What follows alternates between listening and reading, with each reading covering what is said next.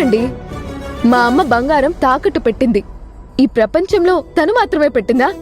కుటుంబ అవసరాల కోసం, వ్యాపార అవసరాల కోసం ఎవరు తాకట్టు పెట్టలేదా? అలాగే పెట్టింది.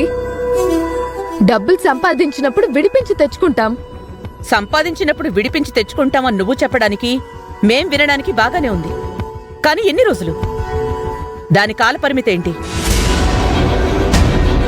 ఇప్పుడు పెట్టిన బంగారంతో ఒక 10-15 రోజులు మీ అమ్మ కుటుంబాన్ని నడుపుతుంది. తర్వాత ఏం చేస్తావు? ఉద్యోగం రాకపోతే ఇంకో నగ తాకట్టు పెడతావా? చెప్పవే.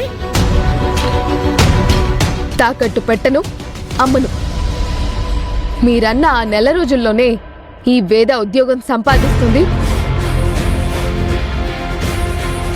ఉద్యోగంతో వచ్చే డబ్బులతో కుటుంబం నడుపుతుంది.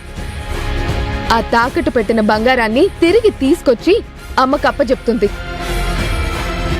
దయచేసి మీరు తెచ్చిన గాజులు తిరిగి అదే షాప్లో ఇచ్చేయండి. నా సంపాదనతోనే కుటుంబం గడుస్తుంది. ఇదే జరుగుతుంది. చేసి చూపిస్తాను. ఏంటి ఛాలెంజ్ చేస్తున్నావా?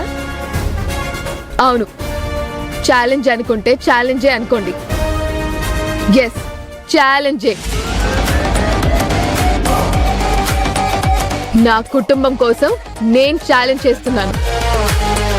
నా ఆత్మ గౌరవం కోసం నేను ఛాలెంజ్ చేస్తున్నాను. ఈ ఛాలెంజ్ లో వేదానే గెలుస్తుంది. అన్నపూర్ణ, అది మొండితనం. చెప్తే వినరు, చెప్పినా వినరు. మీ రెండో భార్య షాప్ అడ్రస్ చెప్తుంది, వెళ్ళి వెనక్కిచ్చేసి రండి.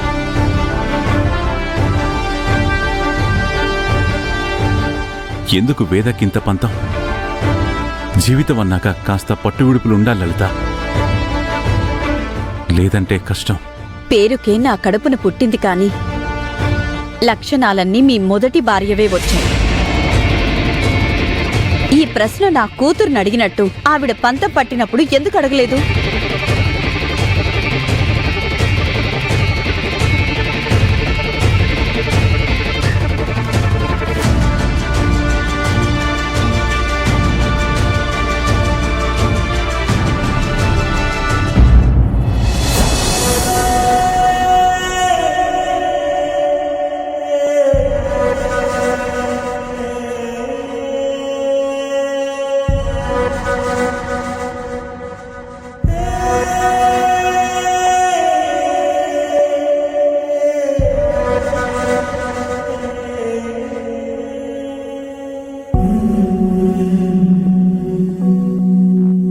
ఏం ఆలోచిస్తున్నారండి?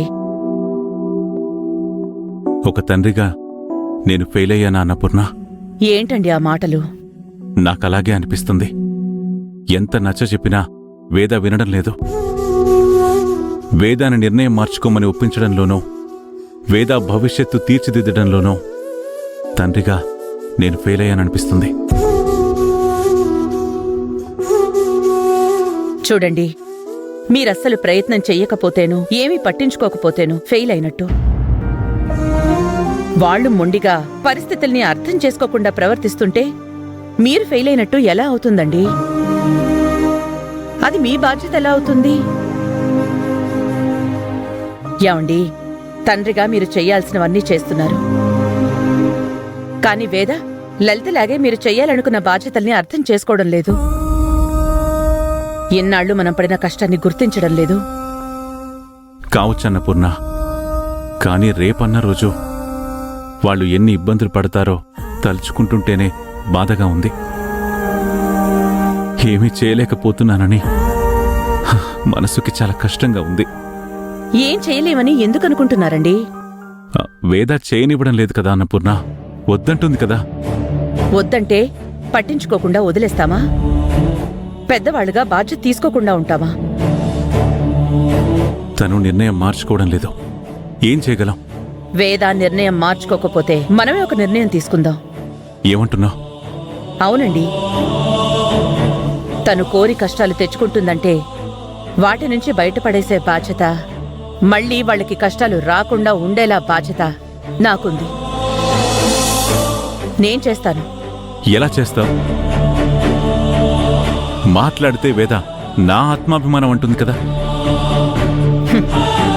ఆవిడ గారి ఆత్మాభిమానం దెబ్బతినకుండా తనకే తెలియకుండా వేదాన్ని ఎలా నిలబెట్టాలో, లలిత కుటుంబాన్ని ఎలాంటి సమస్య రాకుండా చూసుకోవాలో నాకు తెలుసండి.